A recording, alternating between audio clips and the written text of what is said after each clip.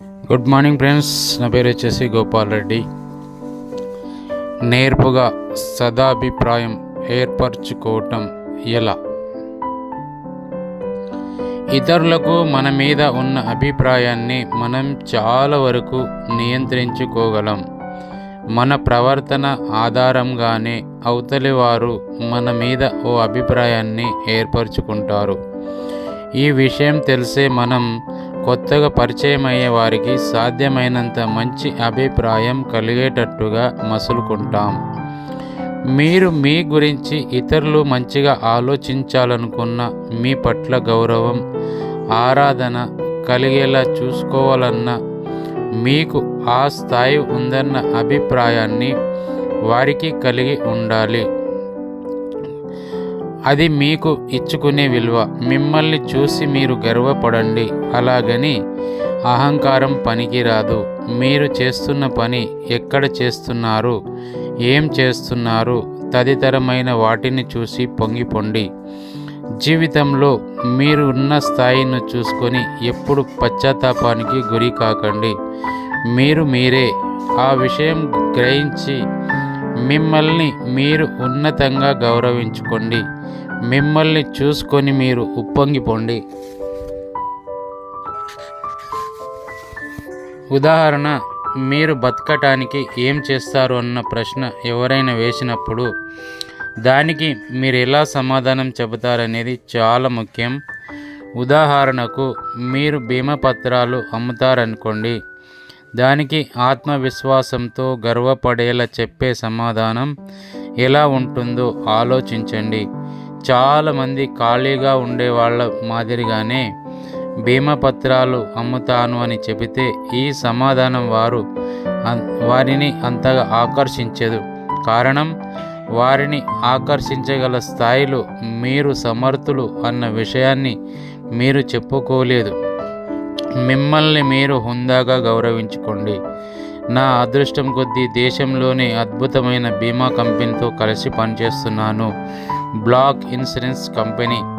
ఈ రెండు సమాధానాల్లో రెండో సమాధానం ద్వారా ఇతరుల మనసుల్లో మీ పట్ల ఏర్పడే అభిప్రాయంలో వ్యత్యాసాన్ని గమనించండి.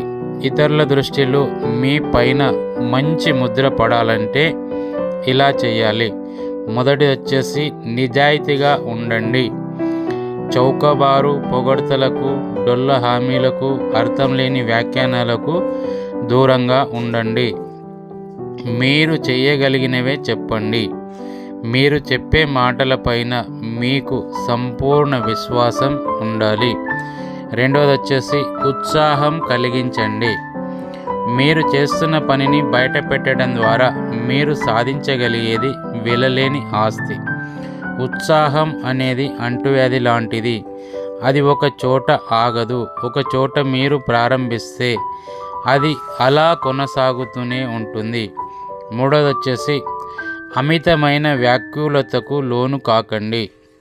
ఇతరులతో వ్యవహరించే సమయంలో అత్యంత విచారానికి, కంగారుకి లోను కావద్దు.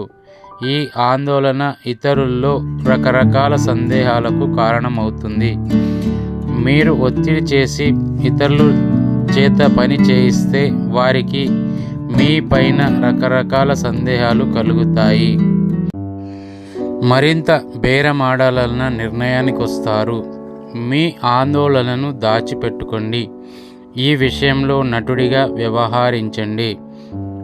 నాలుగవది వచ్చేసి ఇతరులను తక్కువ చేసి మీ ఆధిక్యాన్ని ప్రదర్శించడానికి ప్రయత్నించకండి. మీ యోగ్యతలు, గుణాలపైన ఆధారపడండి. అంతే తప్ప ఇతరులను చెడ్డగా చూపించి మీ గొప్పతనాన్ని చాటుకోవాలని చూడకండి. జీవితంలో నిజమైన ప్రగతి మీ ప్రయత్నాలు, శక్తి సామర్థ్యాలపైన ఆధారపడతాయి. శవాలను దాటుకుని ఎక్కువ దూరం ప్రయాణించలేరు. మీకే ప్రాధాన్యం ఇచ్చుకోండి. మీ యోగ్యతలపైన ఆధారపడినప్పుడు ఇది సాధ్యమవుతుంది. మిమ్మల్ని గొప్పగా చూపించుకోవాలనే ప్రయత్నంలో ఇతరులను తక్కువ చేయటానికి ప్రయత్నిస్తే అప్పుడు ప్రాధాన్యం వారికే దక్కుతుంది, మీకు ఎంత మాత్రం కాదు. ఐదవది వచ్చేసి ఘర్షణ లేకుండా చూసుకోండి. మీరు ఎవరి గురించైనా మంచిగా మాట్లాడలేకపోతే అసలు నోరు తెరవకుండా ఉండటం మంచిది. ఇతరుల మీదకు దూకుడుగా వెళ్ళటం తప్పు. మీరు వాళ్ళను ఢీకొనే ప్రయత్నం చేస్తే అది తిరిగొచ్చి మిమ్మల్నే తాకుతుంది. ఇలా ప్రవర్తించడం వల్ల వ్యక్తి అంతరంగం బయటపడుతుంది. మీరు కఠినంగా సూటిగా ఉండండి, అంతే తప్ప ఘర్షణ ఎంత మాత్రం వద్దు. Okay friends, thank you so much.